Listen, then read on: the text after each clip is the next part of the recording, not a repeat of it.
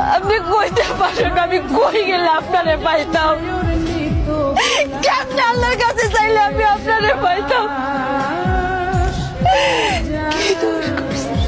একজন প্রবাসীর জীবন এতটা সহজ না, যতটা সহজ হচ্ছে আমরা মনে করি। সে মাসে লাখ লাখ টাকা কামাচ্ছে। কিভাবে কামাচ্ছে? কোন ওয়েতে কামাচ্ছে?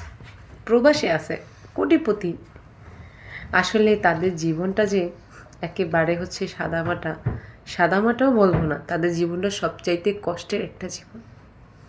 ফ্যামিলির কাছ থেকে দূরে, স্বামী স্ত্রী দুজন দুই প্রান্তে, বাবা মার কাছ থেকে দূরে, নিজের সন্তানদের কাছ থেকে দূরে, ওই দূরে গিয়ে সে টাকা কামাচ্ছে কাদের জন্য? এই যে নিজের ফ্যামিলির জন্য, যাতে নিজের ফ্যামিলি ভালো থাকে।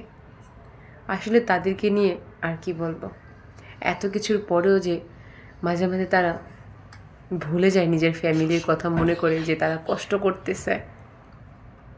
তাদের জন্য মন থেকে দোয়া করি তারা যেন সবসময় ভালো থাকে, সুস্থ থাকে, আর নিজের প্রাপ্য সম্মানটা যেন দেশের মানুষের কাছে আর ফ্যামিলির কাছে যেন পায়।